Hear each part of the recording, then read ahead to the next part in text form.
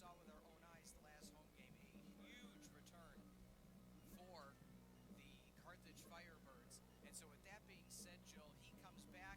They've won their last two. What's it going to take for the Firebirds to come out in this Battle of the Birds victorious?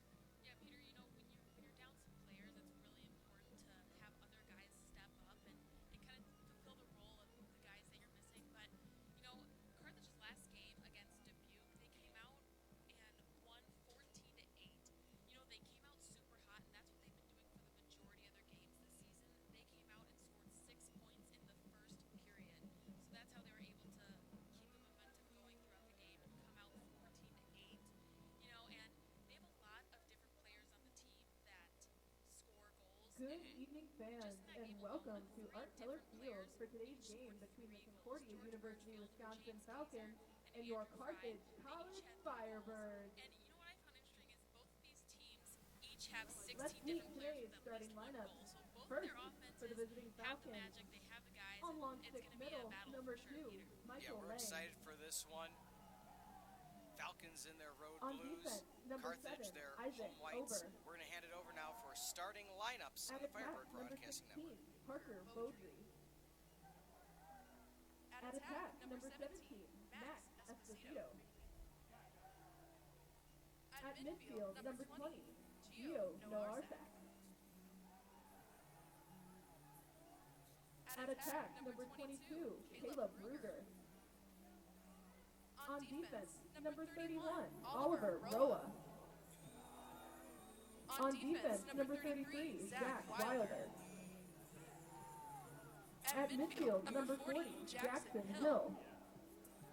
And in goal, wearing number 15, Justin Cox.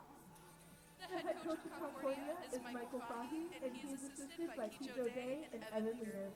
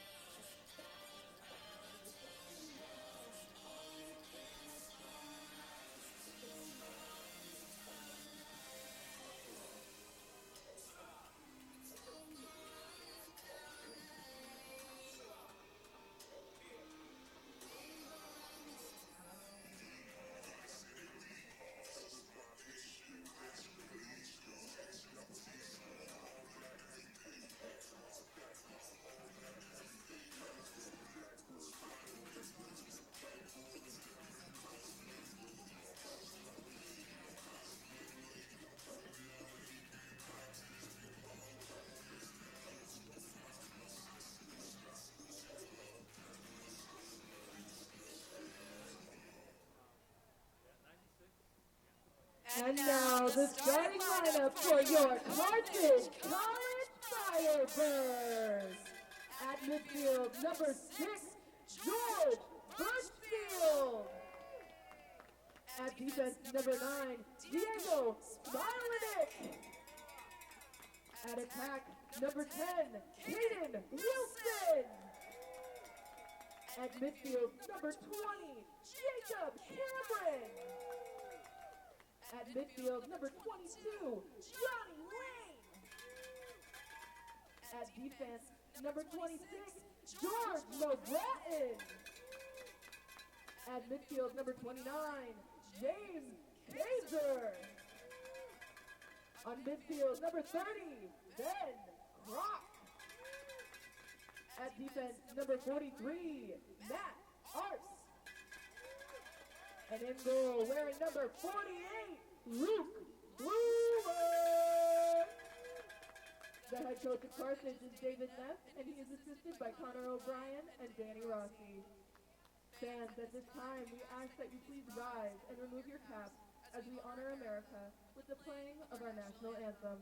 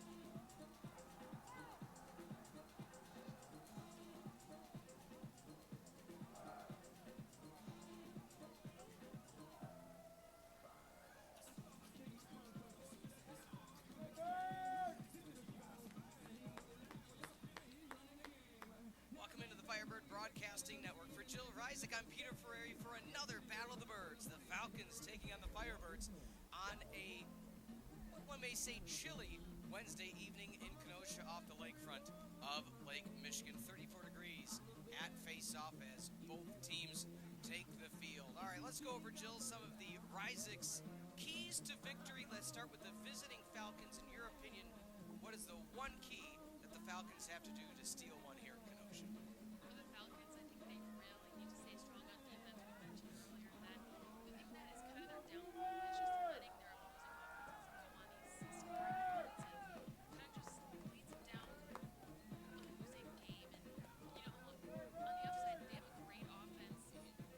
They have Max Esposito. He has multiple games with 6 goals, which he has 30 goals on the season. He's just a great player. He's a very, very aggressive player, and he's just able to get down the field and score, and that'll definitely help them tonight. Yeah, that's a situation where, you gotta try to stop the best and hope for the best, as the first face-off is won by Carthage. In the circle was number 36, Chad Coleman, the freshman. So a freshman already having a huge impact from Art Keller Field. Sun starting to set, lights are turning on. We've moved ahead an hour. Was that a week ago or 2 weeks ago? Hard to remember these days. But nonetheless, the sun's still peeking through at 7 o'clock Central Standard Time, and we have a beautiful Battle of the Birds between two Wisconsin teams. Separate conferences, of course. Concordia out of the Northern Athletics Collegiate Conference. But again, having that one key player, a huge difference for Concordia when he gets going as he did in their recent game to Elmhurst, albeit a loss. But when Esposito got going, they had a very good chance to come back in that one. So Jill, I guess we could start with this as well, or continue on. Bounce shot, look for the grounder, no good. Run out stays with the Firebirds. Let me ask this. If you have one key player, now we're not saying that Concordia, Wisconsin doesn't have other good players, but a one cog of the machine in Esposito, what do you do to try to slow down that one player? Yeah, Peter, I think if you're Carthage, if Max Esposito gets the ball, you need to start doubling him. You need to eliminate his other players that are able to catch passes from him. Okay. You just need to slow him down. You really need to put a few different players on Max to make sure he can score, and he has to be forced to pass. Look for the short angle shot. George Birchfield out of Lincoln Way Central, not able to come away with it. 3 on the shot clock. So this is going to have to be quick, and they just kind of roll it back and allow the Firebirds offense to regroup. But good job by the Falcons on that opening possession, not allowing a shot to even hit the pipes. Yeah, if you're the Falcons, that's what you want to see, because that's kind of what you've been lacking throughout most of the season so far, and that's good to really put a stop to this high-scoring offense for Carthage. Yeah, that was one thing that a lot of the folks in the press box were talking about, is they said this is going to be just an offensive battle, points and points, and goals and goals. And so, of course, I said to myself, well, watch, it's going to be a low-scoring 5-4 affair, because that's how the law of averages works. But we'll see. Both these teams very potent on the offense. One big change that's happened of late with Carthage, we've talked about it a bit in the pregame, the return of some of their key players. Again, George Birchfield missed a game. He was able to come back.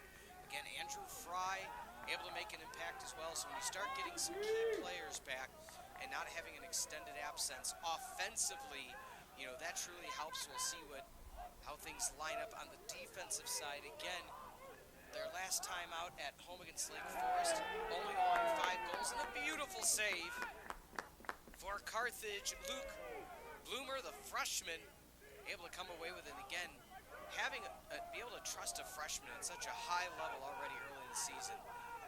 One thing that I talk about with a lot of coaches at the lacrosse level and the college level at least, is they say, look, the confidence every player has on the field when they know they can trust their goalkeeper is just second to none. Would you agree with that? At 100%, I would agree with that, yeah. Because I think I was saying last week, maybe during the girls' game, but if you're an offensive player, you feel so much more comfortable. If you happen to miss a goal that you take, or if your offense isn't producing as much, you feel so much more comfortable knowing that your goalie is able to not allow the other team to score and keep the score at an even number. Nice job on the save for the Falcons. So returning the save is number 15, Marquardt. Marquardt of Brookfield, Wisconsin, so a local product. Point blank save once again by Marquardt. It's a freshman v. freshman matchup today. Again, the faith these teams have to be able to throw a freshman out there, that is not only a lot of faith and confidence, that's good recruiting to be able to find players at the high school level and say, all right, you're good enough to start immediately in college. Shot, goal, Firebirds draw first blood. Able to find the opening goal of the contest, and that started with a good turnover at midfield. And the Carthage College goal by number 10, Caden Wilson. Caden Wilson out of Rogers High School in Minnesota, another freshman standout. And again, players finding their way each and every way across the board. Wilson, his second goal of the season. So again, not only a freshman, but the diversified attack. You're expecting hearing the names Gurn, Birchfield, Edwards, Grog. Yeah. We're going to mix it up a bit, and Wilson's going to get a goal. Yeah, both of these goals had very nice saves, and they're very quick with the reflexes. That first save that Concordia had, I almost expected it to go in because he was just right. It was a quick pass, caught it, and he shot it really quick, and he just had great reflexes to be able to get that stop. It's only 1-0, but this game already has started super intense, and I'm excited to watch this game play out. Yeah, long range. They're saying it hit off the top. Are they saying it? They're saying it's a goal! They're calling it a goal, so we'll have to see if we have the replay of that. I thought, Jill, it hit off the side of the net, but they're saying it potentially hit at such an angle that it hit the net/pipe, counted as in, deflected potentially off the goal. And another Carthage goal by number 30, Ben You see right there, one of the teammates, you saw that was the goalkeeper, Marquardt, just went and checked the net to see how that can happen, but nonetheless, face-off. A lot of players on the ground trying to pick it up, still a ground ball opportunity. Still in the air now. My goodness, this is a 15-second runoff. Trying to figure out who's going to come away with it. And out of play it goes. Firebirds able to keep possession. I hope we get to see the goal, but if not, my goodness, that was a short corner, in and out, instantaneous. But again, hey, the official right on the spot. If they say it's in, it's in. Have you ever had one that was that close where everybody kept playing on, but then the official said, no, that's a goal? I haven't personally, Peter, but again, this is just going to be such a great game, and that was very impressive for the Firebirds. It definitely gives you a little confidence boost, coming in. Here we go. Here's the replay. So we're looking at it in the top right corner. So they're saying it went potentially through. So because you saw it matriculate all the way back, and while we're reviewing that goal, another one.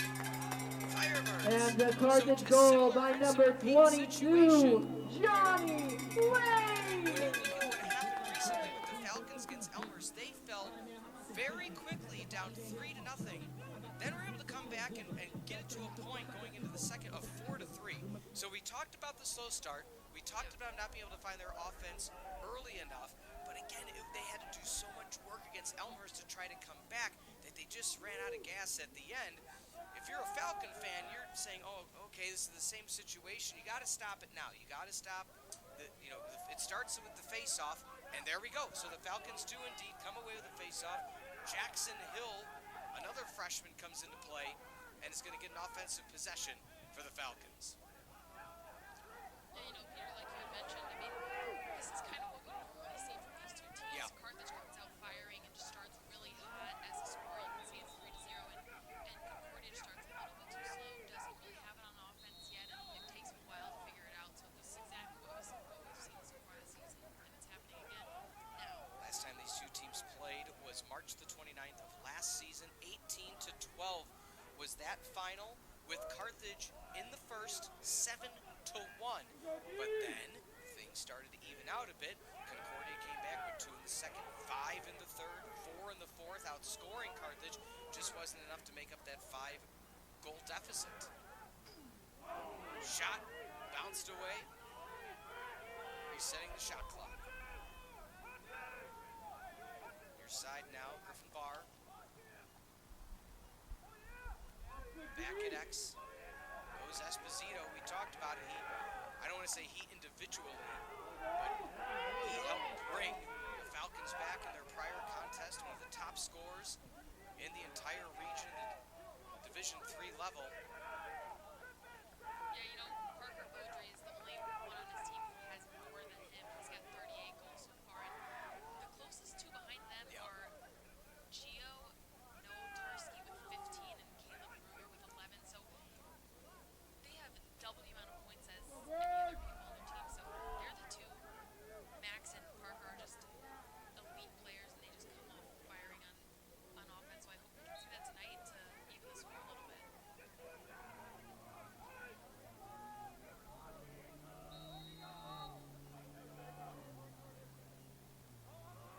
Trying to figure things out defensively are the Falcons. And, you know, again, Jill, it's not as if they've had any deficiencies defensively. It's just been stellar shooting. Again, like we saw in their last game against Lake Forest, some long-range shots by Carthage, and they're just, you know, I don't want to say necessarily catching the goalkeeper napping, but, you know, when you're looking around, you're left to right, you're scanning, if you're the goalkeeper, you're not expecting a 15, 20-yard out shot, and, you know, they're just firing it at a high velocity. Yeah, you know, Peter, this doesn't speak for every case scenario, but I almost want to say that the farther away someone is taking a shot from, the less more ready that the goalie is for that shot to come. Did you ever try your hand at being a goalie? Oh my gosh, no. You know, I am jealous though of how much padding they have compared to all the other players on the Sure. field.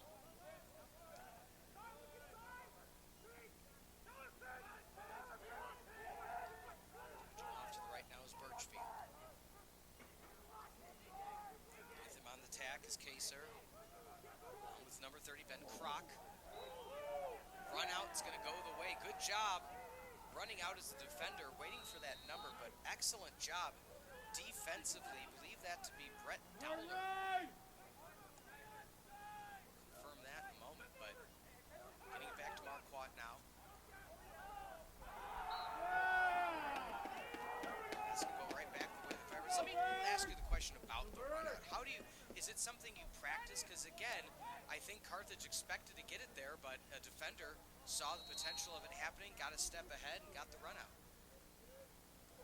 Yeah, you know, it takes a lot of focus to be able to do that, and both these teams are good at it. You know, both these teams are good, and it'll be a battle for sure. Yeah. Right now, 4-game win streak for the Firebirds over the Falcons in this non-conference matchup. But they have played, you know, every year dating back to 2011. So every single year. It's always good to see, including 2 in 2014. And I believe we have a timeout. So indeed we do. Timeout on the field. We'll take it with them. 3-0 your score, Firebirds over the Falcons on the Firebird Broadcasting Network.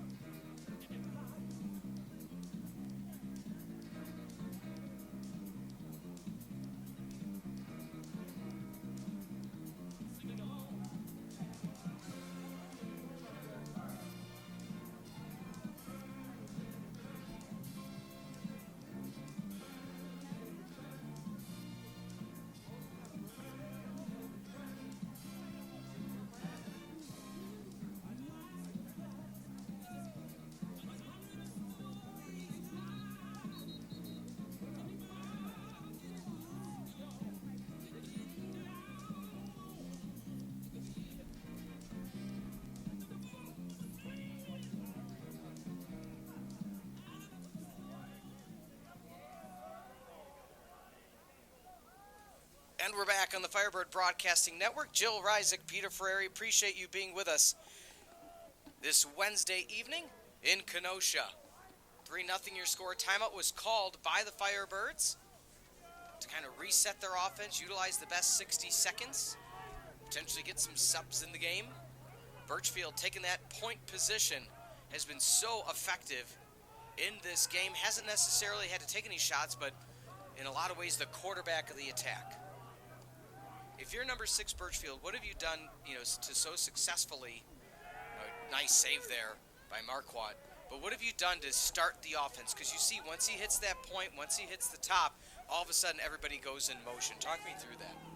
Yeah, I think a lot of his teammates probably look up to him and they trust him and they can count on him. And I know they have very good communication throughout the offense. So I think when George steps up, all of his teammates just say, hey, he's got the ball, or hey, he's calling it. Like, we just got to follow him and we trust him to come up with a play and kind of start things on offense for us. So I think George just comes in with the confidence and the skills to let everyone trust him and just start running it from there.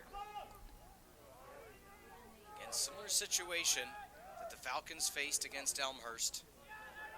Can they find their offense a little bit sooner? 4:19 remaining in the first on the Firebird Broadcasting Network. Good job defensively. Trying to find a way around right now. Number 22, Caleb Ruger. Shot up, good. That was a nice placement. Wow. Talk me through that one, because that was such crisp passing. We talked about it. It was only a matter of time before the Falcons got on the board, and that was it. Yeah, I wasn't ready for that shot to happen, so I couldn't imagine that the goalie was ready for that. But, if you're a Falcon, this is what you need to see. It's only been, this period's almost over, so it's nice to see them taking these shots, and they got a goal off of it. So now they're only down 2, and they need to keep that momentum to be able to even out the score. Strong face-off, still on the ground.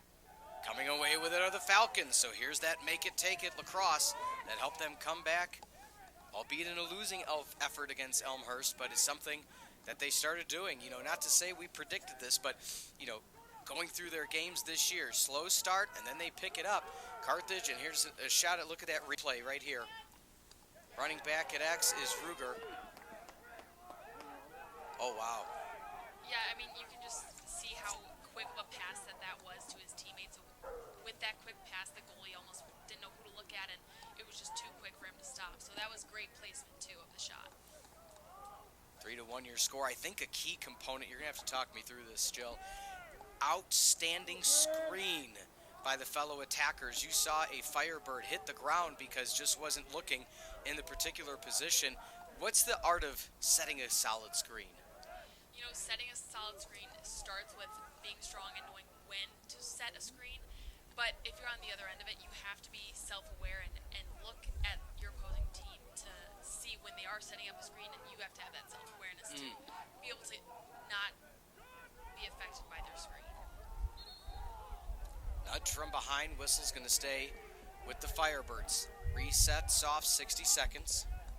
Appreciate everybody watching and listening along here on the Firebird Broadcasting Network as we will bring you not only these games for the men's lacrosse program, but women's lacrosse and men's volleyball throughout the remainder of their seasons.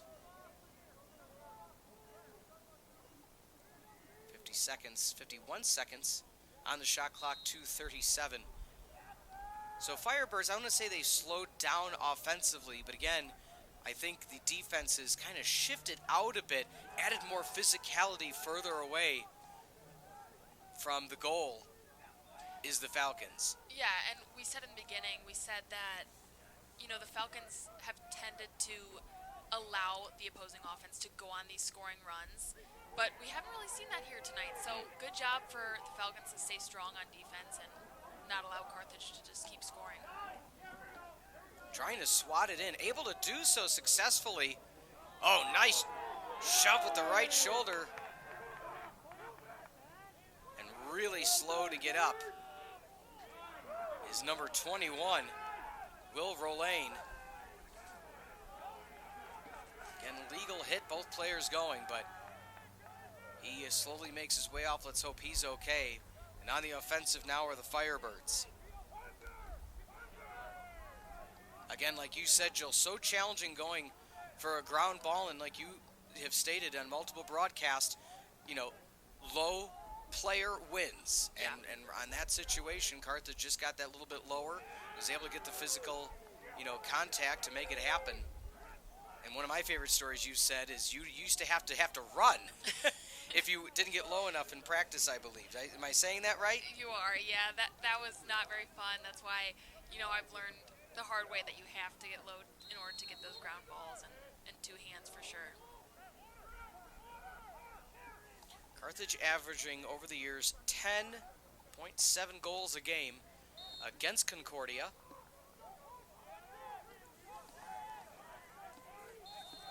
As we sit with 65 seconds remaining in the opening quarter. Good job defensively, just withstanding the pressure. Diego Smilenick takes it away on the ground now. Flicked up. Let's see what happens in this ground ball situation. Good job leaping out of the way. Two players, I think they kind of read each other's minds. Yeah.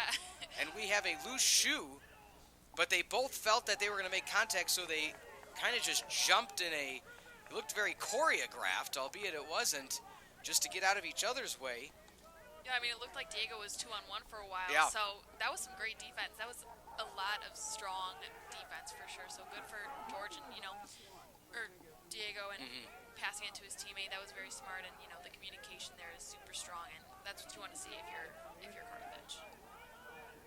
17 seconds. Let's see if the Firebirds, they go ground. They go good. Fist pump.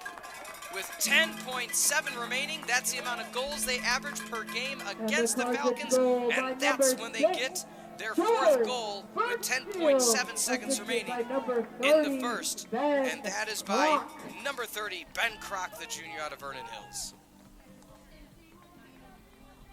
Again, he went long range, went low. I think we saw some early ground shot opportunities for the Firebirds. Marquardt was able to read all those out. They started going high, found their goals, and with 9 seconds remaining, making that quick run. Let's see if they decide to make a setup now. Pass to the far side, tries to ground it again, out of play, and the clock will strike 0. Player down, so let's hope that slow to get up, and it looks to seem that they are okay, is Isaac Ober. And we will take a timeout. 4-1 Firebirds over the Falcons in the Battle of the Birds. We'll be back on the Firebird Broadcasting Network. Your score for the end of the first quarter, Carthage 4, Concordia 1.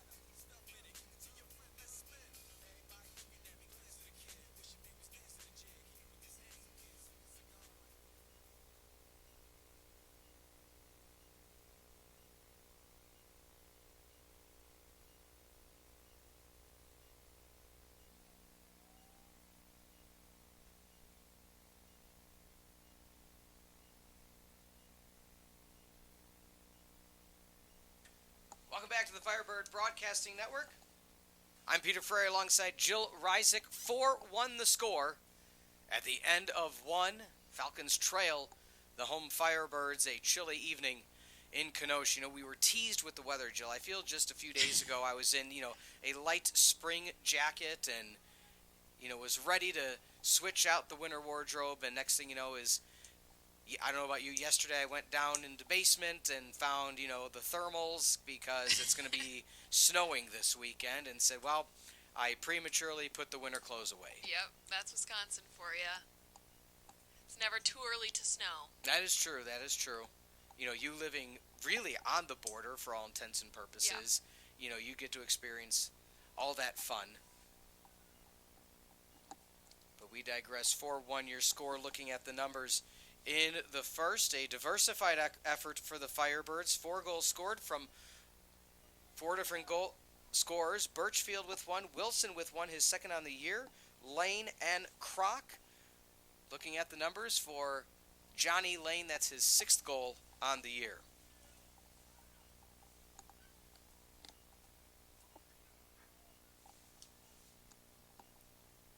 I mean, Peter, looking at some of these numbers, I think it's pretty important to recognize that Carthage is being super aggressive on offense. I mean, they have 18 shots, and Concordia's only taken 8, so that kind of reflects their score being 4-1. I think if you're the Falcons, you want to be a little more aggressive on offense. Yeah. Before the end of this period, going into half. Teams have switched sides here in quarter number 2. What have you seen different? Again, 2 out of the 4 goals for the Firebirds have been from very long distance. What have you seen defensively from the Falcons? I mean, they kind of stopped the offensive attack for more or less the final 9 minutes of the first until there was 10 seconds left. What did they switch up defensively? Was it a shift? Was it aggressiveness? What did you see? Being an attacker yourself, they had to manipulate something to slow down that shooting and getting their second goal. So talking about what they were shifting defensively, let's not forget what's happened offensively. Goal by number 4, Tyler Hughesby, as Hughesby gets goal number 6 on the year. Yeah, Peter, I mean, looking at Concordia's defense, you can kind of see how they've spread out a little bit more, and they're sticking to Carthage's offense, and they're not really allowing them to go on these scoring runs like they have in the past, and that's the Firebirds' specialty is offense, and go, whoa. Oh, make it, take it, Lacrosse. Face off. Running down within 10 seconds. There's the 3rd goal by the Falcons. Peter, it's almost like you predicted this. Oh, you said man. this in the beginning. I mean, they started slow on offense, and now they're nearly caught up to Carthage just within 2 minutes of this period starting. Well, and the fact that it's 4-3, exactly the same against Elmhurst. When you and I do our research, there's trends, and it's, we'd be foolish to say there aren't trends in not only, lacrosse, but other sports as well. And when you look at box scores, you see, okay, Concordia starts a little slower on the offensive end, but then they settle down defensively. Once they stop the opposing team on that end, then they start picking it up. And again, if you take away that long-range grounder with 10.7 seconds remaining in the first, it's a tie ball game right now. So nice dodge to the outside, looking for the shot, hits a few defenders, looking for the wraparound. Oh my goodness, the no-look Twizzler. Firebirds answer right back, and as we talked about in the pregame, we expected an offensive display, and we are seeing it now. 4-1 going into the second. It is now 5-3. My goodness, 3 goals scored in the first 2.5 minutes of the second period. Yeah, Peter, it's almost as if the Firebirds said, hey, anything you can do, we can do better. And this has been a great open to the second period. What a fun offensive display. And that's the biggest thing you and I discussed pregame, is this was just going to be a fun offensive display. And again, it's not that anybody's doing anything poorly defensively, because when you have trick shots like that, I mean, nobody can predict the trick shots. Yeah, those are almost impossible to stop, and that was fantastic placement and an awesome shot. Making a run now are the Falcons, looking to bring it back to within 1. Having scored 2 goals in a matter of 10 seconds already in the second period.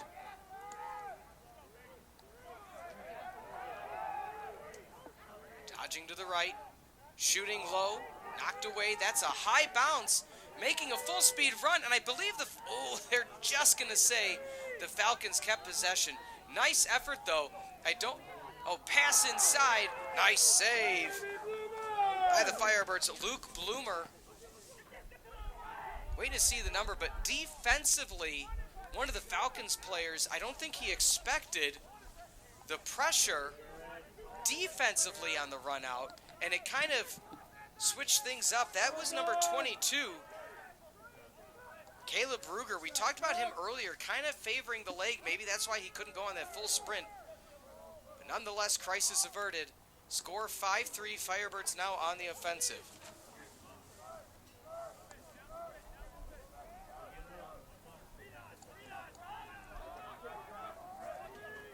Cradling with the right, passing back to X. Along the right side now is Wilson. Wilson getting some significant playing time in this matchup. Cameron looking for the pass to Birchfield. Wasn't there. Man defense right now by the visiting Falcons. Not a lot of movement offensively for the Firebirds. Yeah, you can see the man defense is really working for the Falcons. They're making Carthage run down that shot clock.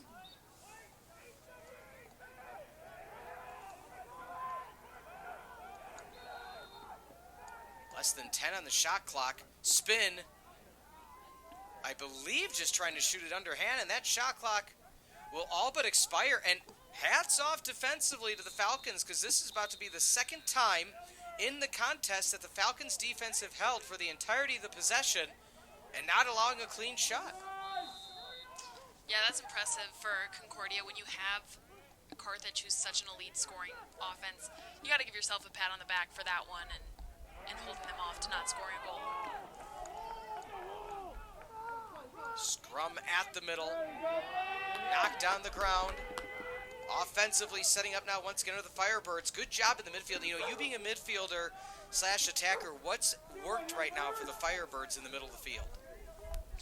I mean, you know, they're starting off strong, taking the face off, and when they scoop up the ground balls, they are looking for their teammates to pass, and they're making these crisp, quick, and clean passes in order to march down the field. So that's really working for them so far. And although the Falcons defense is playing well, Carthage's offense is still playing well.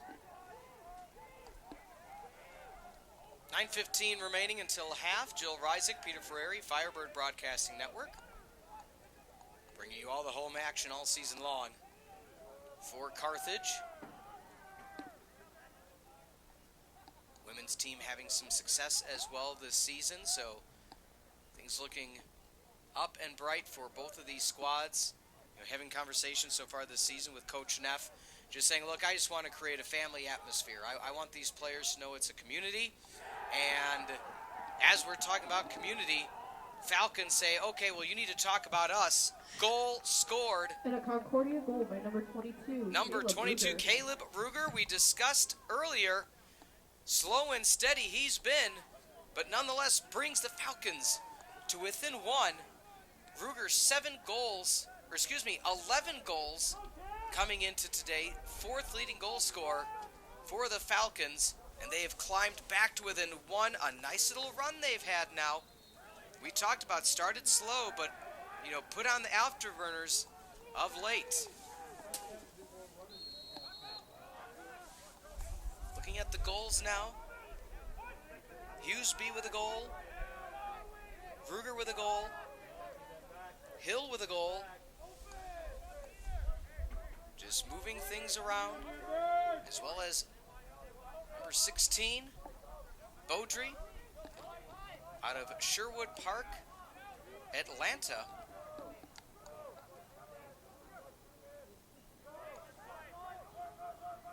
Oh, excuse me, that's actually Alberta. Had to check that note really quickly. I'm like, that'd be interesting why they're saying it's a neighborhood in Atlanta. No, that's Canada. Ever been to Canada? No, but you know, it looks beautiful, and I would love to go to Canada one day.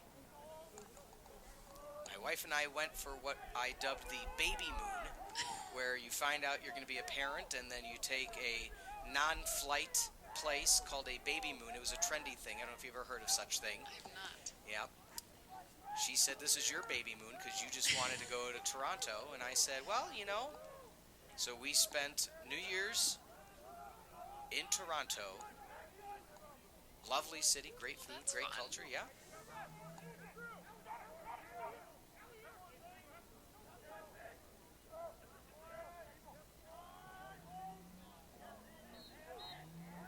Out of play, running things down. So once again, Falcons now the potential to have the equalizer. Taking their time, 20 seconds. Resetting up. Esposito, he has been quiet this evening. One of the best players. Oh, they're saying side of the net. I see the net move. I thought that was it. It looked like it from our angle.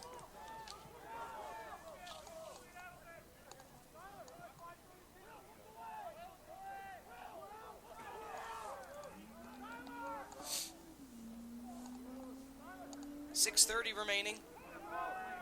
Firebirds clinging to a 1-goal lead.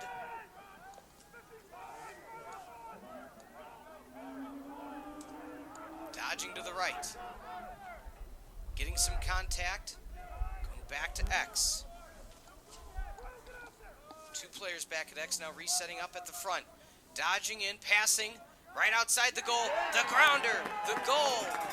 Firebirds extend the lead back to 2. Johnny Lane finds number 2.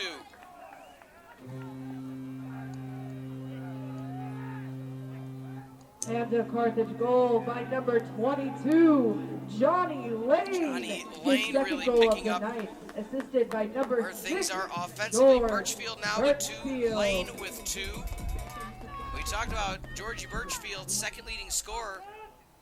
Now 1 behind Alec Gurn for top overall for the Firebirds. But Lane now really picking up the pace, up to 7 on the season, making him 5th overall scoring-wise.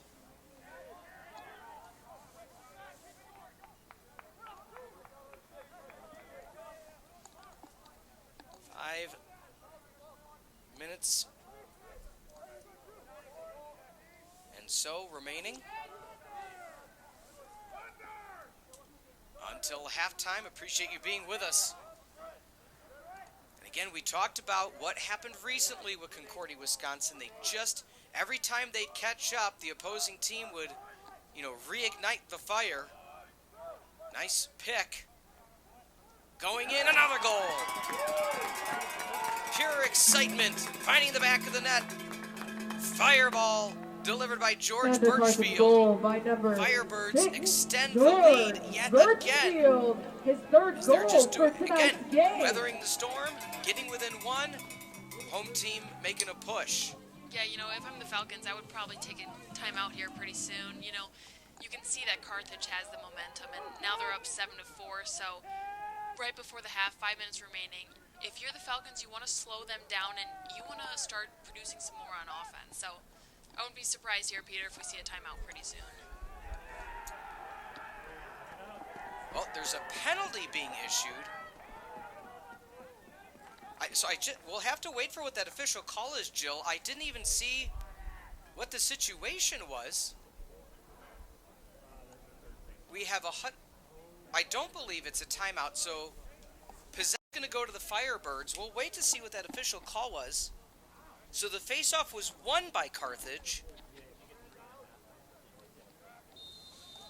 Yeah, we'll wait to get that official call.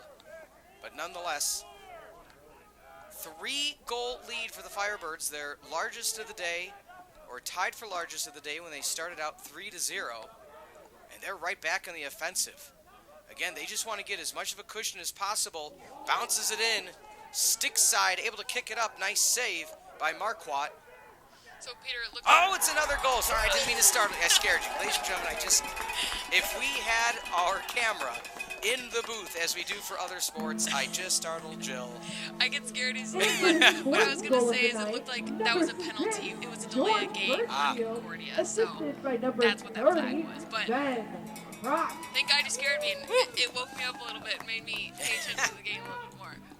Well, the goal is always to stay awake because, post games, we know we're heading back home, but it is a 4-goal lead.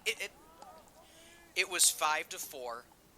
and the Falcons had possession with a chance to tie it. It has completely, the tide has turned here in Kenosha in favor of the home Firebirds very quickly with just under 5 remaining. Yeah, I think a big part of Carthage's momentum right now is just the face-off. I mean, they have 10 right now, and Concordia only has 4, so, you can tell that as soon as they finish the face-off and Carthage comes away with it, they pass it immediately and start setting up on offense, and that's what's causing them to have so much momentum.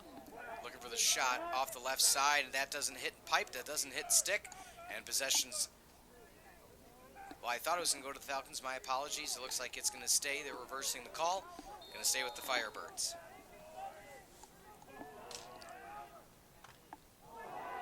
Dodging around, and we're going to have a penalty going to be issued. Down, goal. Firebirds absolutely in fuego right now, as they extend the lead And to another 5 Carthage goals. goal by number 21. It was 5-4, make that Ryczek, 9-4 now. assisted What by a number run. 6. And again, Jill, you George stated when it Burfield. got to 2 or 3 goals, Falcons should consider a timeout, and they didn't, and it's just continued. And again, now you're at the point where maybe it's not worth calling a timeout and just letting it play out the half. Yeah, I was just going to say that, maybe letting the 4 minutes run out, and of course they're going to still try to produce something on offense, but and there's a timeout. So there indeed is the timeout. Just to review the scoring plays before we send it to break. So here's the scoring differential. With 8:46 remaining, Falcons got within 1, 5-4. Next thing you know, 6 minutes and 18, 5:32, 5:05, and 4:16. In 2 minutes, 4 goals, and now the timeout. We will now take it with them, and we'll be back. 9-4 your score, 4:14 remaining on the Firebird Broadcasting Network.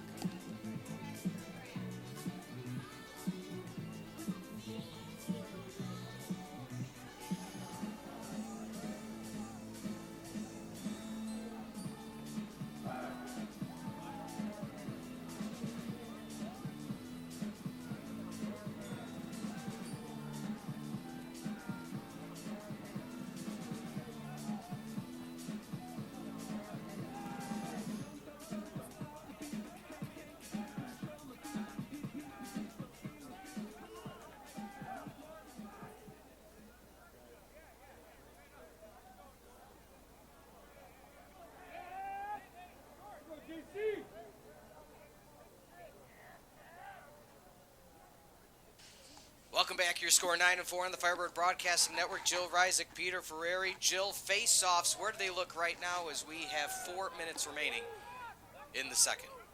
Well, as of right now, there's been 15 face-offs now, but Carthage is 10 and Concordia is trailing behind with only 5. So, like I had mentioned before the timeout, this is a big part of the momentum that Carthage has. It really is in taking the face-offs. That really determines how that play is going to go, and when Carthage is just winning those back to back to back, they're able to just come off and produce something on offense, and we've seen it so far, and I think it's going to continue at least throughout the rest of this half.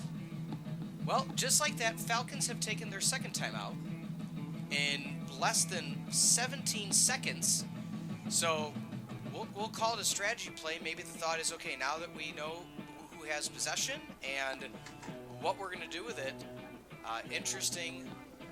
Not sure if I've ever seen such quick timeouts back to back. You see the Firebirds already coming back out, so we'll keep it here. Jill, any other numbers jump out to you besides face-offs thus far?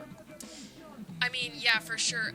The ground balls, Carthage has 21 and Concordia's only have 12, and like I said, just going along with the face-off, when you're able to come away with face-offs and you're able to come away with ground balls, it really gives you a confidence on offense, and it makes you be able to make these plays a lot easier, and those play big parts in the game of lacrosse, and especially being on offense, So we've seen it so far tonight. Carthage is just slightly dominating in these areas over Concordia, and we'll have to see how the last 4 minutes play out for them.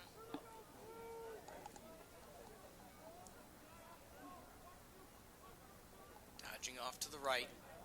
Again, Concordia on the offense, so they called a timeout right before the face-off, won the face-off, called another timeout, and now have 30 seconds remaining to try to get the best offense possible to get that 5th goal and start that comeback attempt. Dodging off to the right, behind X. There's that pass back to us, almost getting in the lane. Ground shot, bounced up, behind the goal, nice save. Once again by the Firebirds. Resets the shot clock, however, for the Falcons. Taken away, on the ground, making a run.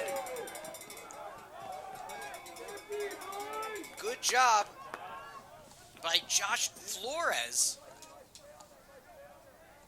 The defender, not only getting possession, and talk me through this, Jill, gets possession and then runs sprinting past midfield, allowing for the switch to happen and not giving, it looks like, the middies a chance for a ride. Yeah, I mean, when someone takes a shot and the ball just bounces so far away, you want to be the one person to get there the fastest and be able to pick up that ground ball.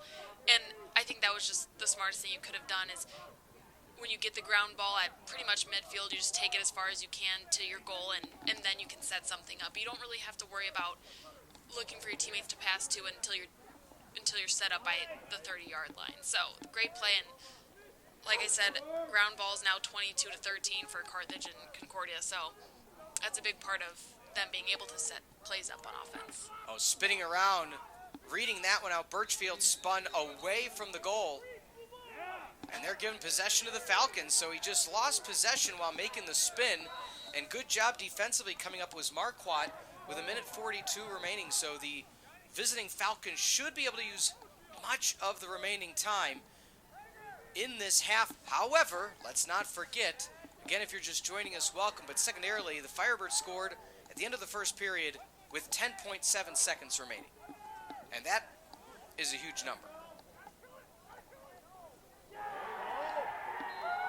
And just like that, the Falcons inch that small bit closer now, get their 5th goal, by number 4.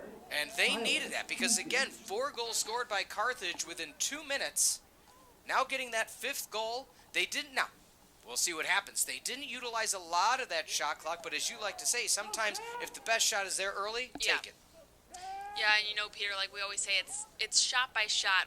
They're down by 4, but again, they just have to keep shooting and keep taking these shots in order to make the goal or make the score a little bit more even. And coming away with the draw, that's what they need in order to set up another goal or to set up another play on offense and be able to make it hopefully 6-9. Running in the outside now. Falcons have a chance to cut the lead down to 3. Twice the lead was 3. Was as large as 5. Sits at 4 right now. 45 seconds, so they can utilize the entirety of the half. Both teams really bringing the thunder offensively. Falcons just a few less quality shots, but overall, as you've stated, Jill, and we'll talk about that more in the halftime report, but 29-17, the shot differential, just more attempts, and that's secondary to more ground balls, that's secondary to more face-off wins. Yeah, I think the Falcons are just trying to hold on to the ball to prevent Carthage from scoring any last-second goals to put them up 10-5. And with 4 seconds remaining, Falcons going to have one more go at it. With 2, with 1, can't find the quick one-time pass, and that's going to be it.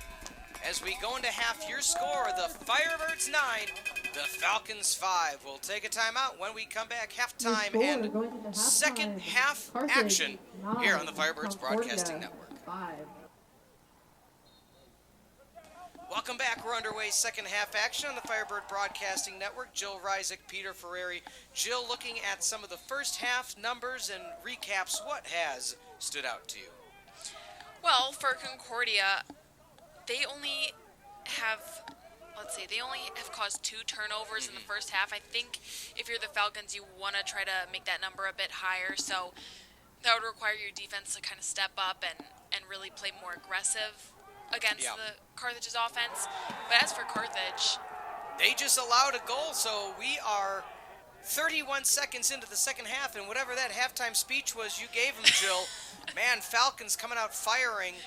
And again, I think their strength, and we'll talk about it before we see the replay. You stated it, the longer they go in the possession, the more Carthage clamps down. If the Falcons take that first shot, even if it's not the best shot right now, defensively, Bloomer and the squad just aren't as prepared.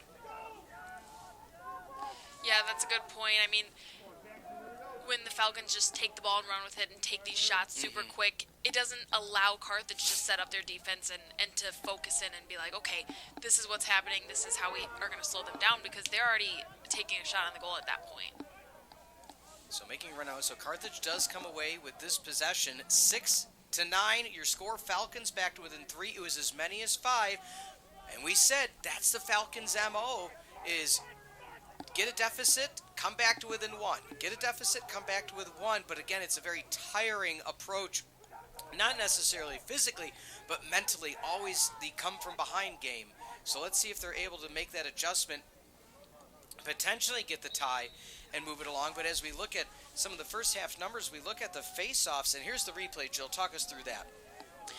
Yeah, so you can see the Falcons, just a quick pass, and it's a turn right into the goal, and the the goalie for Carthage was just not prepared, and it was just because it was such a quick look and pass and shoot that he didn't have time to set up, and let alone he didn't know where the ball was going to end up into the net. Shot and goal! Answering right back with the flamethrower.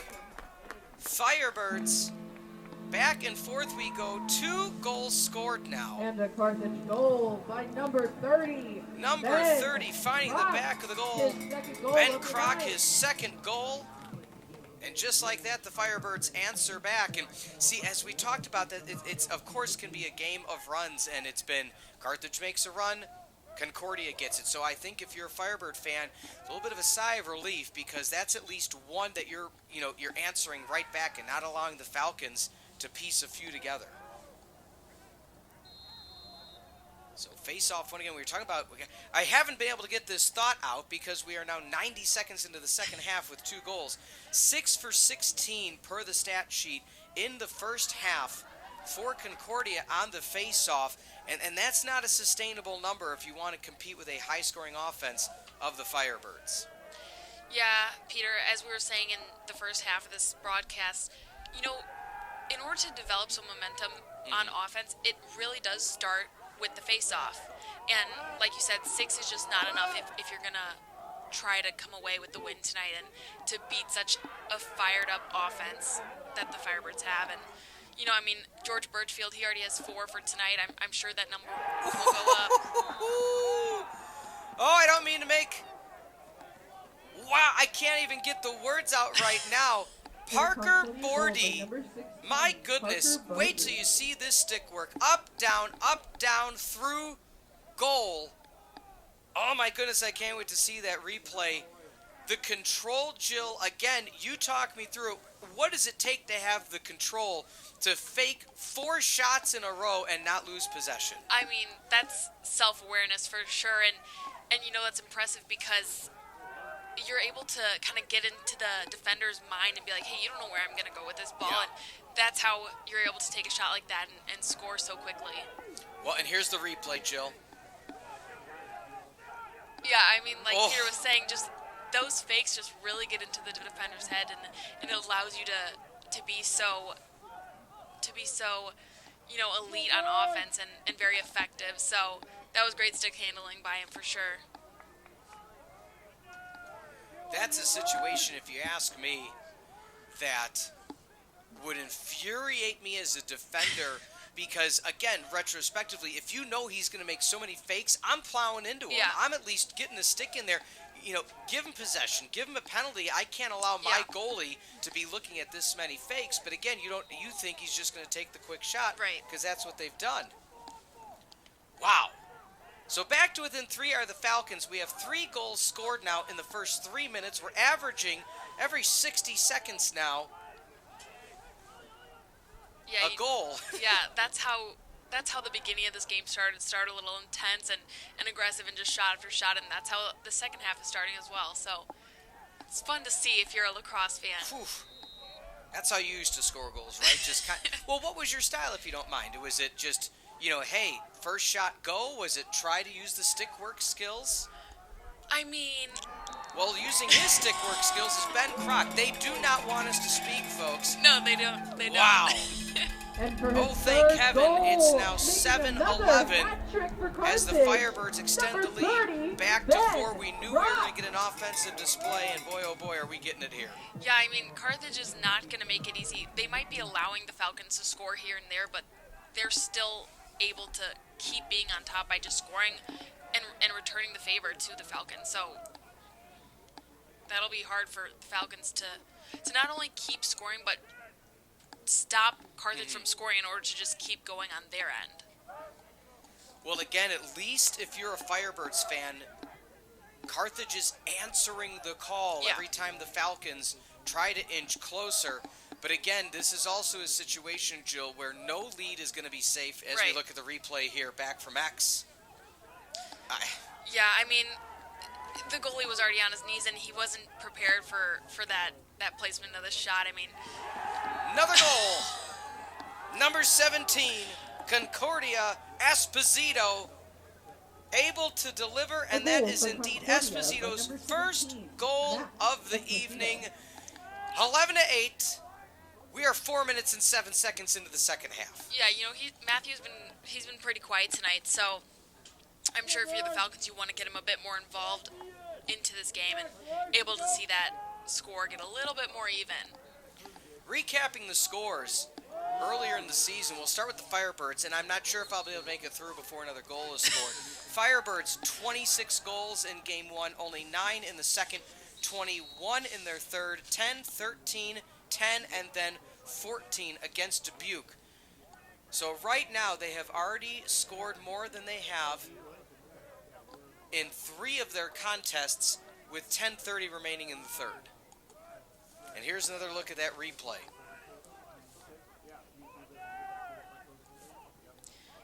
Yeah, I mean, the Falcons just were expecting that, and the level of communication they have allow them to make these quick plays. It's just a, hey, I got you, you got me, look to me and I'll pass, and it's just a turn and shoot, and every time that's going to work for them.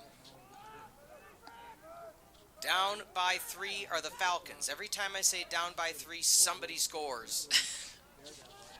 My goodness, it's something to behold here, folks. I hope you've joined us from the beginning just to see the ebb and flow of this game. But right now, just an offensive onslaught by these squads. Again, last time these teams faced each other, it was an away game. Story time's over, folks. We're just going to call it like it is, because another goal for the Firebirds. I was going to say 18 goals is what they scored last year. And then last time it was a home game for the Firebirds against this same Falcon squad. It was a 15-10 victory. We expected a high-scoring affair, and I guess for all intents and purposes, the first half was, quote, slow. 9-5. 5 minutes ago in game time. 5.5 minutes ago is 9-5. So again, it's 3 goals for each team in the first 5.5 minutes. Yeah, you don't see that too often, but when you have 2 offenses who just score just about every minute, it gets super intense, and I have a feeling that this game will start to get a little bit more physical and aggressive to try and slow down the other team's offense. Nice save by Bloomer. And again, not to discredit the goalies, I mean, these are quick-fire shots. Nothing is being set up offensively, or I should say nothing is being set up past the first go. It's first pass, shoot right now for both of these teams primarily, even if they are holding on to it a bit offensively. Whew. So anytime I say 3-goal lead, there's a score. Anytime I try to say a stat, there's a score. Oh my goodness. You might as well just call me Puxatawney Phil because and next I'm going to predict the weather and if it's going to be a late or early spring because another goal happened. I mean, somebody in the stands has some cowbells, and we're just not going to stop hearing You them. know, for those that don't know, Jill is a personal trainer for her day job. I mean, that's got to be a good upper arm workout, the amount of bell ringing that these fans are doing. You know, they may have to start, switching hands, getting some shoulder Yeah, work their hands in. going to start cramping up because of how many scores have been happening. You know, I saw recently, Jill, not to completely go off topic, I saw somebody in a gym bring a bucket of rice. Do you have Rice? this or allow it at your gym? A huge rice be bucket. used for? They use a huge bucket of rice and they put their hand in to do hand and finger Oh, my exercises to goodness. push and grasp at the rice. No. Okay.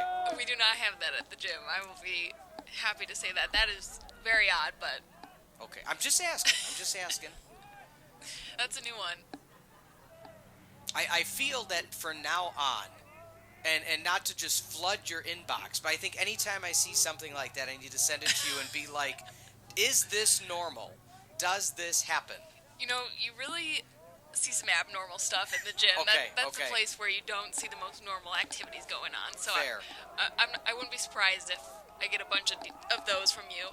I would feel bad, though. I don't want to say I'm the worst gym club member. I recently switched fitness centers and have not yet gone to a session, so I apologize to all of those that may attend Fusion Workout Club on the south side. But the reason I say that is I'm always the one that's like, hey, how's it going? You know, and You're the then one who uses the gym as your social hour. usually I try to get the workout in and then chat, but I do remember the one time I randomly ran into a friend of mine that I did not work out, it was years ago, didn't work out at that facility, and she almost fell off the stair climber. Oh, no. You know, because if it was you, it'd be like, hey, Jill, and Right. then, oh, God, why is somebody talking to me? I'm like, my bad, sorry. Hey, any excuse to stop a workout is a good Oh, excuse. yeah, absolutely. You know, it's, you know, whatever you could do, you're there. I always say the biggest part of working Yep. out is going. Yep, that's the hardest part. So I also found out, not to completely take this off the rails, We're already off the rails. there is one year, we'll say calendar year, where my wife and I decided to work out at the same gym. That didn't last past that year because we found out very quickly we can't go at the same time. And then we found out that we shouldn't go on the same day. And then it's just, we're just going to go our separate ways and find our own ways to work out. So I'm like, I'm going to try this class. And no, we're not. Oh, getting the goal to bring us back on topic. Number 17, Max Esposito, as he continues on his offensive onslaught of the year. Had goal 31 a few minutes ago, now up to goal 32 on the season, the second leading scorer for the Falcons. It's because we went on a scoring drought, and I didn't want to necessarily bring out any factual information or stats because it was going to be invalid in less than 30 seconds. But we had a little bit of a dry spell there, so now 13-9, lead at 4, an absolute barn burner of a third period.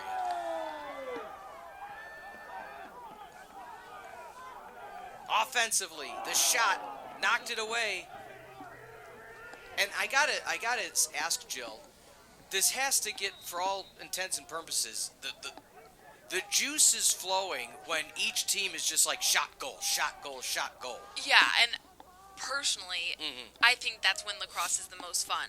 Because, yes, defense is, of course, an important part, but an even bigger part is scoring, is the attackers, it is the midfielders, and that's what makes it so much fun because it's such a high-paced game that scoring is what drives the energy on offense, and that's when the communication is super important, and it really takes the skills to be able to stay focused and have the momentum going.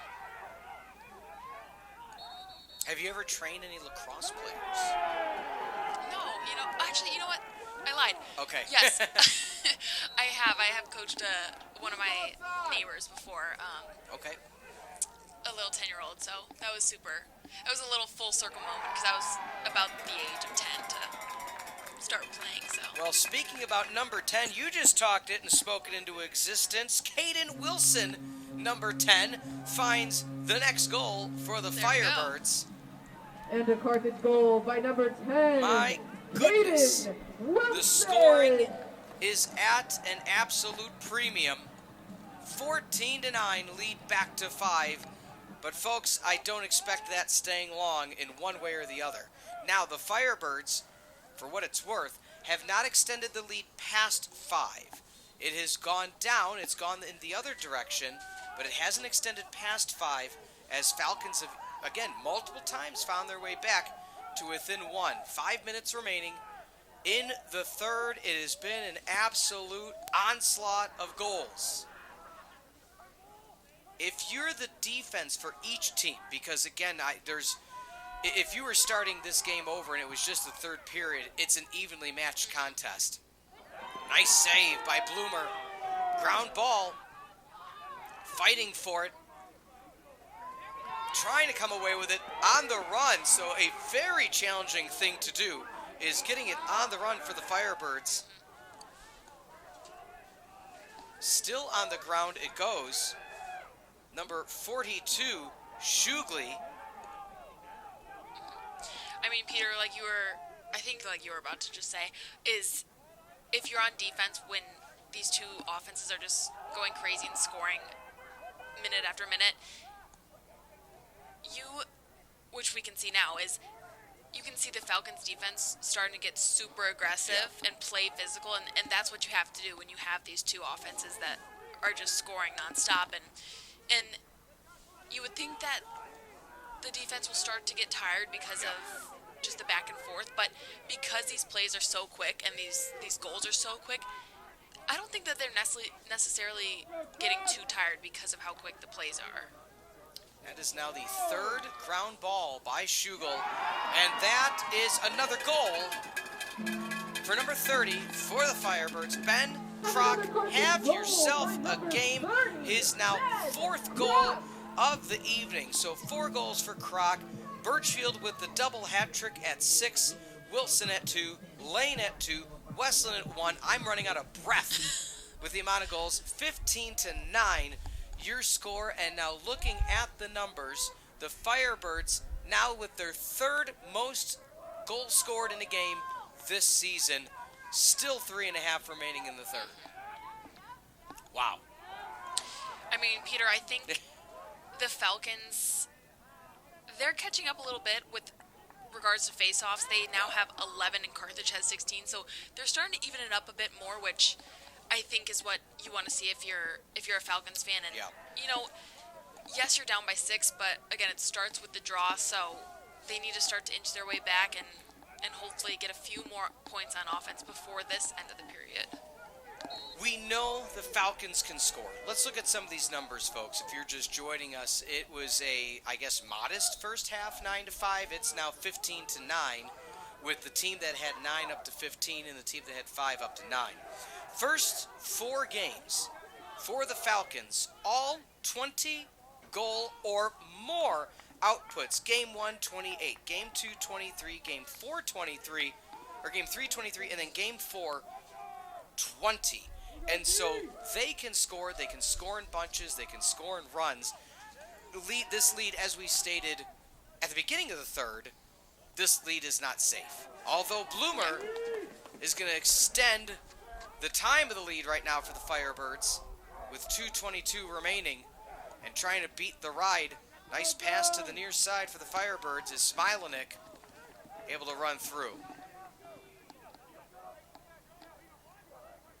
Go for it, Diego. So passing off. Let's see what the Firebirds can do offensively. Lead at 6. Indeed, it's the largest lead of the evening for this Firebird squad.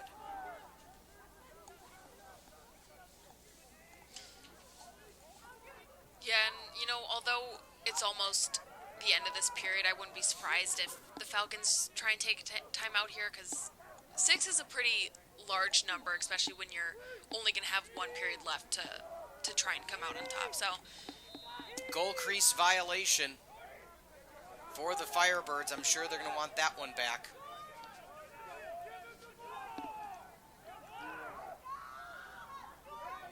Mishandle on the ground. Oh, nice swipe at it. Coming into the game as well, Ben Thomas for the Firebirds, the freshman out of Woodbury, Minnesota.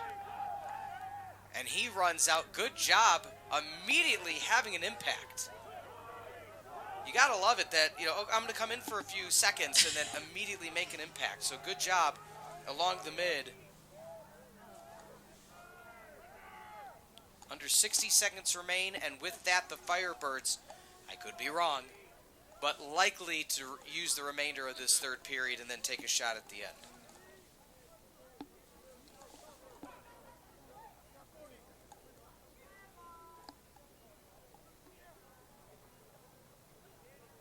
Here we go, Birds! Just taking a walk, taking a stroll, waiting to see where the run's going to happen. Birchfield now, if you're using the markers, because it's also used as the football field, at the 45-yard line. Under 20 remains. Birchfield starts the jog. Dodges right to left. Passes off, nowhere to go with it.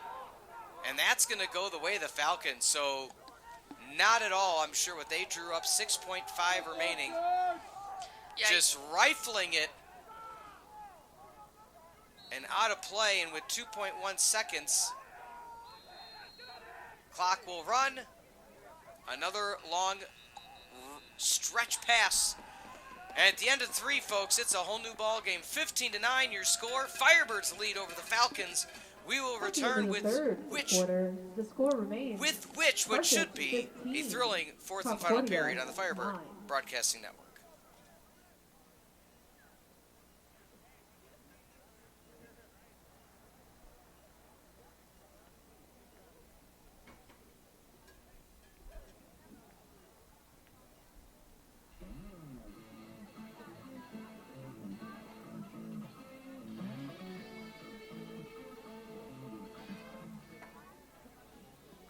Fans, a reminder, since the Firebirds scored 15 goals, you're going home with free Culver's cheese curds.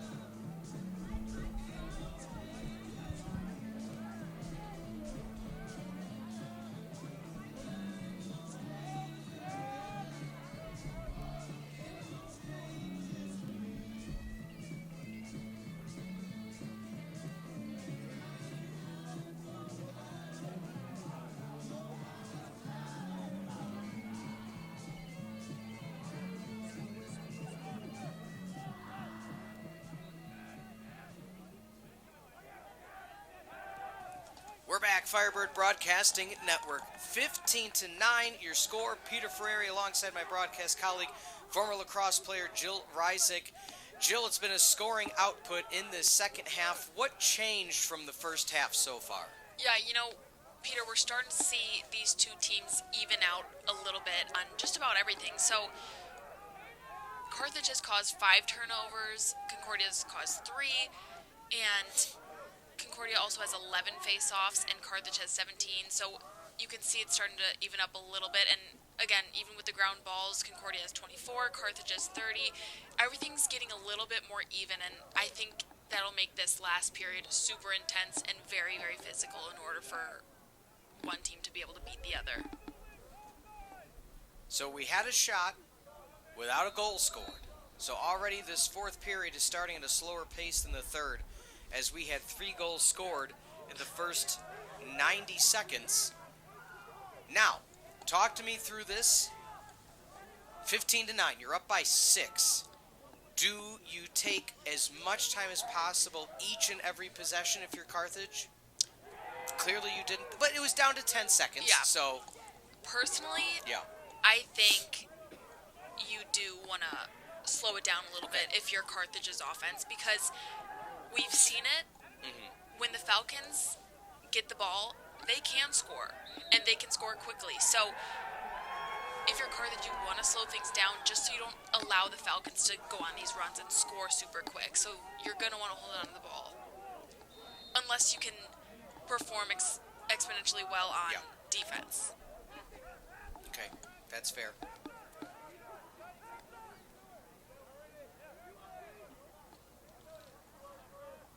Looking at some of the numbers, as again the Firebirds they've kind of heard you, taking their time, not rushing through, taking a shot there. But what you saw with their teammates in that instance, Jill, is they had two teammates shift, and we'll see if it happens again. But every time a player winds up to shoot, two teammates already get in the run-out position, so even if it's a miss, they maintain that possession. Yeah, and that's just self-awareness and the communication within that team.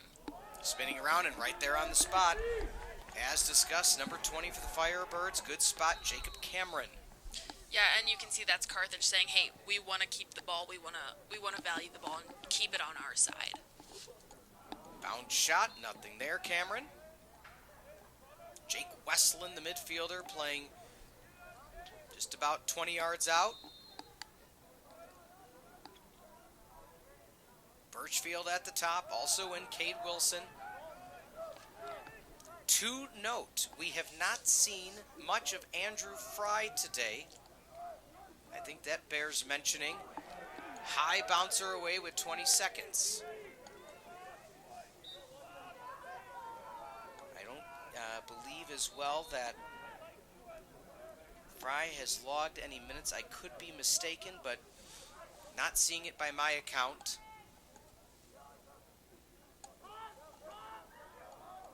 So again, one of the key players for the Firebirds that we talked about, his return was so important.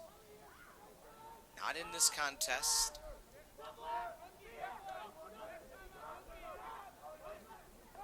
Dodging to the left, looking off for Birchfield. Shot clock 33.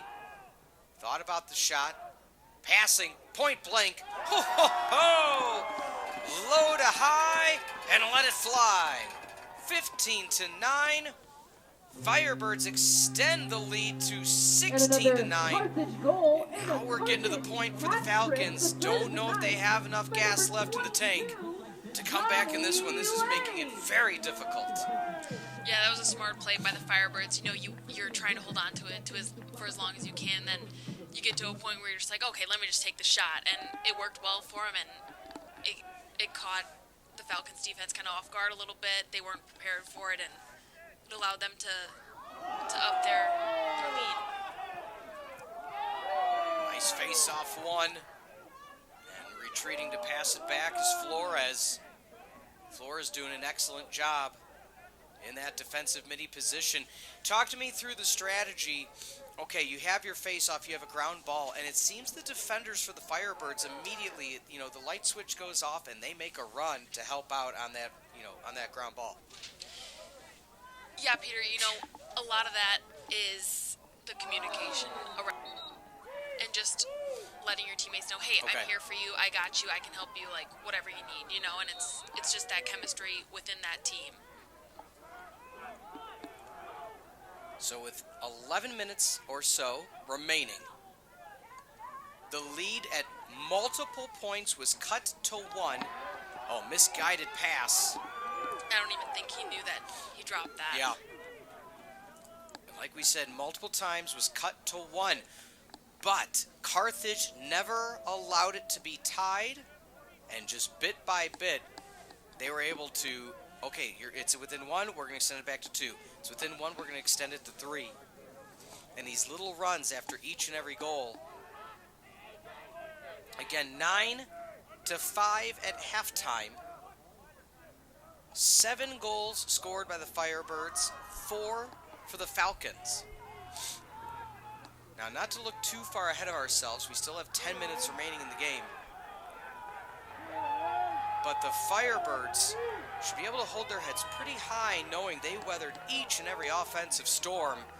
But again, the key, Joe, you and I spoke about it pregame, the face-off circle. Yeah. it has so, I don't want to say heavily favored Carthage, but if you look at the numbers, 7 more face-offs by Carthage. What's the lead right now? That's a great point, Peter. And I can only imagine the level of confidence that Carthage's offense has because they have so many different guys that can score and they have the depth to allow a rotation and they're just able to produce on offense and they know that, hey, even if our defense can't stop our opponents, we can still produce on offense to be able to come out on top and get these wins. So good save by Marquardt. Marquardt has started all 7 games for the Falcons, coming in today, logging 69 saves on the game, already 10 today. But the shot differential, I'd have to go check with the producers. 52 shot attempts by the Firebirds. 5-2 to the 26 of the Falcons. So 16 out of 52 shots have found the back of the net. I mean, 52 is just an ungodly number, it seems. It is, and that just shows how aggressive Carthage wants to be on offense because, yes, they've taken 52 shots, and their mindset is probably just like, hey, what's the point of not taking a shot because some of them are going to go in, and 16 of them have, and you can just see by the stat is the more shots you take, the more goals you're able to have, and that's why Carthage is able to be on top 16-9 right now. Carthage has shot on the year 177. 177 on the year, they have 52 today. So they're averaging 40 shots a game. So they said, well, we need to up that average. But and it's working for them. I was going to say, you've been in the locker room where you're facing very good offensive teams.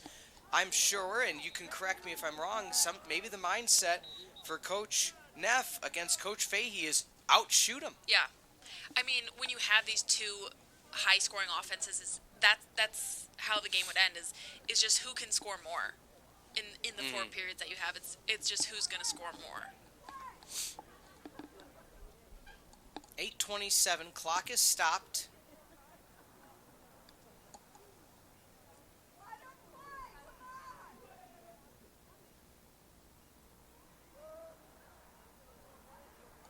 Waiting to see why this delay is happening. I don't... So...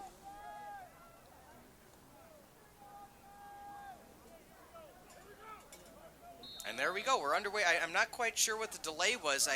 2 officials just had their hands in the air ready to start, but we'll wait and see. There's potentially a player that got issued a violation, but... Well, Peter, I was going to say that there really hasn't been that many penalties this Good game, point. which is pretty big, I'd say, because a lot of the games that we've called so far have had a lot of penalties. Okay, have the official ruling. Johnny Lane and Goal by number 16, Rocco Paddock Parker, charged Parker. with too many players and pushing. So 2 happened simultaneously off ball. That's why you saw 2 players get the 30-second mark. Okay. And just like that, my apologies, Falcons scored a goal. We were trying to sort out what happened. And in the meantime, another goal by, that was number 16, Parker Beaudry. And with 8 minutes remaining, Falcons within 6 as the Firebirds are back on the offensive. And again, with under 7 minutes remain, even if you use all 60 seconds, just take a shot at the end. I'd assume that's the angle. Yeah, I would say so too, but, running out the shot clock has its perks, but if you take that shot with a few seconds remaining, if you miss, I mean, it's not really what you want either. I know your goal is to run out the clock, but you also need to add another point to the scoreboard if you're going to run out the clock, because then it allows your opponents to go down and score, so. Resetting. Birchfield now, 2 players at the top of point. Switching off defensively, bouncing back, trying to fight for it. Looked like an ankle almost rolled, but bouncing right back up, and fortunately for the Firebirds, they kept the offensive possession until now, making the run, full sprint ahead. Goes for the Falcons, Ober.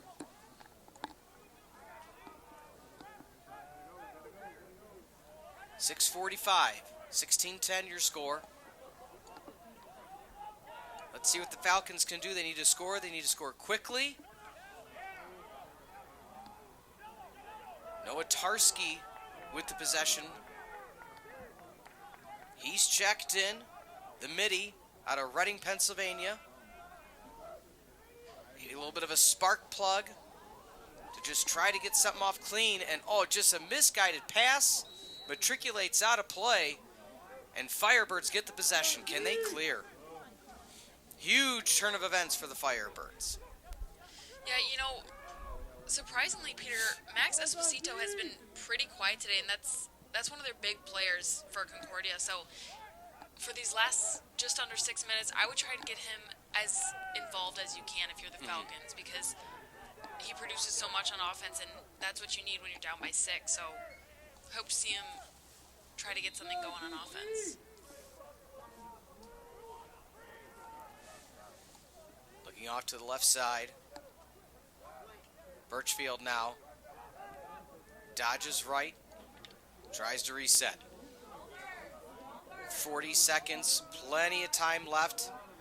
Here's what I was just going to say. Here's where we might see I don't want to say overly aggressive, but the Falcons need to be as aggressive as possible. Timeout going to be called by the Firebirds. They want to reset up with 30 seconds just because what we've seen so far, and we'll take a quick timeout with them, but what we've seen so far, it seems, is anytime they're trying to run it out, they're not even getting a clean look at the end of the possession. So we'll take it with them when we come back. The final 5:26 of the fourth. Firebirds with a non-conference 6-goal lead over the visiting Falcons of Concordia, Wisconsin. We'll be right back.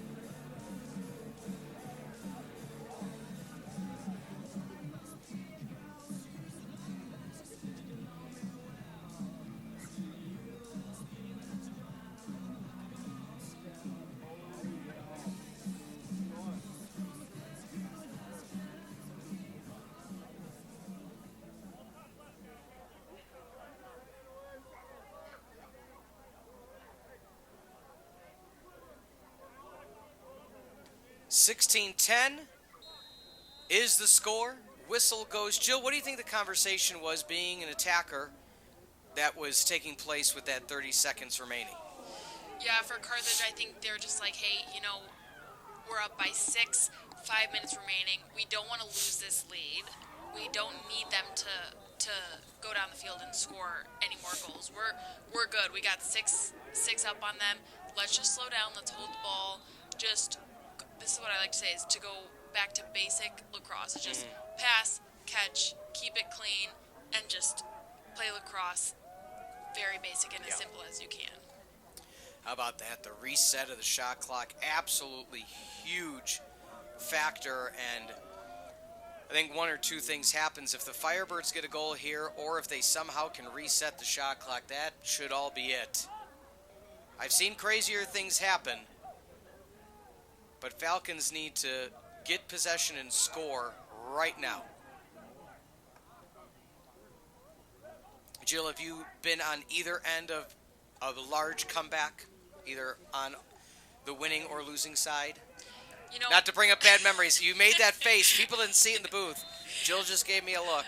I mean, a couple times, and what's most frustrating is when you're down to begin with, and you're able to kind of claw back and get super, super close, and then in the final few minutes, you just can't get to the top and score more than the other team, and it's just like you tried so hard, you were so close, and then the time just wasn't in your favor, and you ran out of time.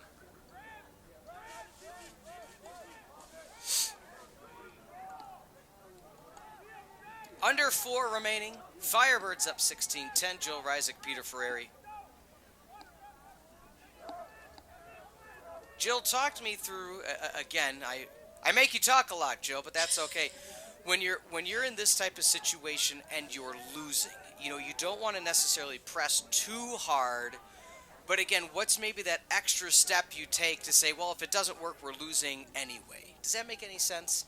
Like, okay, do you maybe just put another player back at X? Do you do one less pass? Is there any different strategy? Yeah, when you're on offense, I would say the strategy is just if you get the ball, who cares if you're a ball hog for the last couple minutes?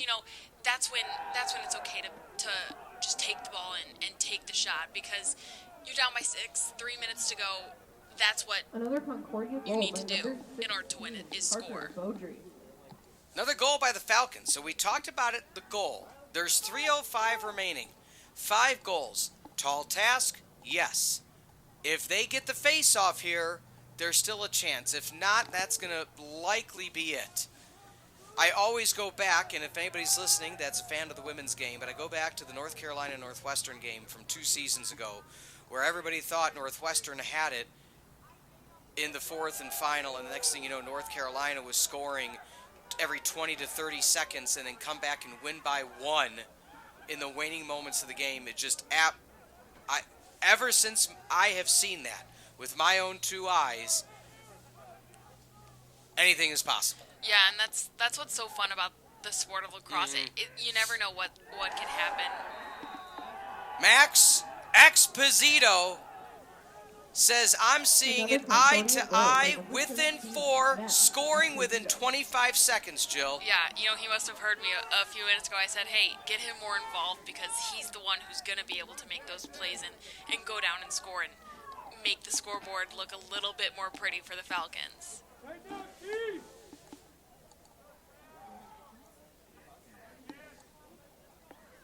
So in the circle,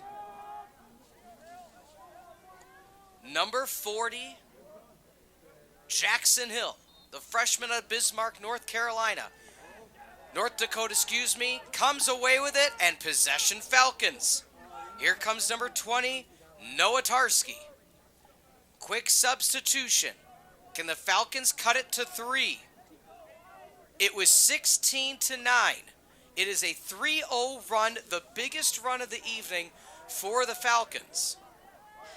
Yeah, there we go. And if you're the Falcons, as soon as you get the ball, just take the shot, because the clock is not going to slow down and it's not going to stop. So you just need to try to score as quick as you can, because you still need a couple more after that. Falcons calling a timeout. Let's keep it here. Final 2 minutes of the game. For Jill Ryczek and Peter Ferreri, 16-9.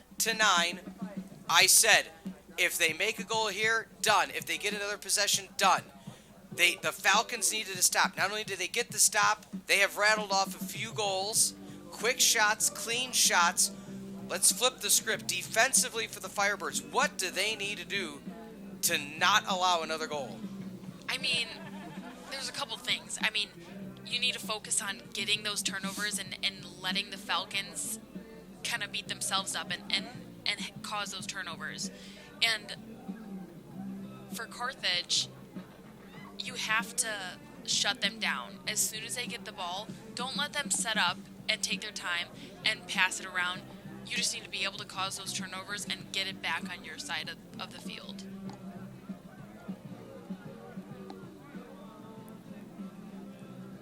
Falcons walking out calm, cool, and collected. They have possession. Can cut the lead to 3. Make it, take it, Lacrosse. for the visiting Concordia, Wisconsin squad. They have done two things in the second half of this fourth period. One, not allow the Firebirds to add on. Two, scored at will quickly in the final few moments. 141, we have a whistle. It's going to stay with Concordia, Wisconsin.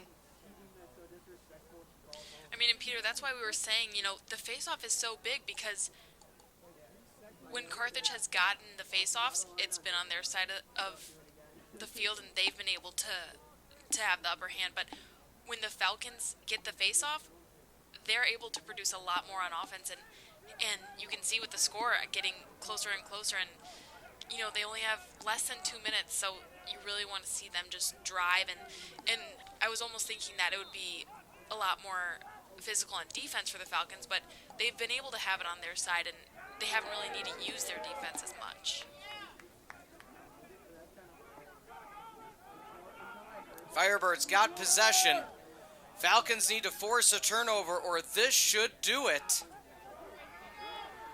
Again, here comes that physicality. Running back to X now. And not quite sure what the Falcons can do because the clock and Father Time is just not on their side. A tough turnover about 25 seconds ago. But again, we talked about, we've mentioned multiple times the ability for the Falcons to score. They just couldn't get enough today. 33 seconds on the shot clock. About a 15-second differential, and this should just about do it even if they don't take a shot at the end. Firebirds likely to hold on. Looking ahead for the visiting Falcons after today, taking a shot and just adding on. And Birchfield Carthage goal by number 6. Getting George goal number Birchfield. 7 on the year. Birchfield had 18 coming into today. He now has 7 on the day. A career-type day for Birchfield. Some may say a little icing on the cake for George Birchfield. Yeah, Peter, that now makes George the top scorer for the Carthage offense, and that's a pretty impressive title to have with only being, 7 games in, so good for George, and he's having a great night tonight. Yeah, he ties his season high with 7 that he had at Edgewood. He had 7 as the most last year against MSOE, 6 against Carroll his sophomore year, and 4 against, who else? Concordia, Wisconsin, his freshman year. So he has now tied his career high, and that's going to be it. That's going to be all she wrote. 17-12, your final in Kenosha. Jill, let's talk through some post-game stats and numbers here on the Firebird Broadcasting Network. Let's start with the obvious. 11 saves for Bloomer out of 12 goals against. On the flip side, Marquardt, he faced 57 shots, allowing 17, but, he played a very good game. As for the goalies, not much they could have done differently. Yeah. They saved as many as they could, and they both had a very valiant effort. Yeah, they did, and for the Falcons, when you have an offense who's taking 52 shots on the net, they're gonna be able to go in the net and score so many goals. And I can't help but think that if the Falcons only had a few more minutes, they would have been able to make it at least a little bit more closer and could have come out on top. But Yeah. They kind of just started off not as hot as the Firebirds, and that's what really caused their downfall tonight. Is Carthage, which they have throughout most of the season, they've just come out hot, and it's helped them so much, and that's what's made them have a winning record. And for the Falcons, they started off slow, and they allowed Carthage to go on these offensive scoring runs, which has been their downfall of the season. So it was what we've normally seen, Yeah. and the same thing happened tonight. So it was a great game, and it was super physical, and that's what was super fun to watch, is just the back and forth. But ultimately, the Firebirds just added another win to their streak, and they remain undefeated at home. Yeah, and not only to add on to that, as you stated, but without Fry, without Andrew Johnson today, two of their arguably best players on the squad didn't play. When they come back, that's not necessarily replacing anything, but that's just added depth for Carthage, and you can attest, Jill, as the season goes on, the more depth, the better. Especially as, miles get up in the running, legs get a little tired, you're trying to push through. So when those two come back, that'll be a huge one. Let's go look at what's ahead for Concordia. They will be at Milwaukee School of Engineering this Saturday at 1 o'clock Central before they head back home April the 3rd to take on Marion. As for the Firebirds, with what they have up ahead after today, we talked about they have Hope College this Saturday. Then they're back home next Wednesday, the 27th, for Benedictine. Heading on the road to Albion for March the 30th. And then Saturday, April 6th, right here, first game of the CCIW at Art Keller Field against Elmhurst. That's going to be a battle. I'm going to be here. Jill's going to be here. Ring the bell, Firebirds. They come away victorious. Once again, the final, 17-12 over Concordia, Wisconsin. We want to thank everybody for being with us this evening, all the staff, the crew, the producers. As for executive producer Mike Love, producer John Foynovich, for Natasha, Emma, Matt, and Ty, outstanding job as always. And this program has been a presentation of Carthage College, copyright 2024. Once again, for Jill, I'm Peter. Firebirds over the Falcons in the Battle of the Birds on the Firebird Broadcasting Network.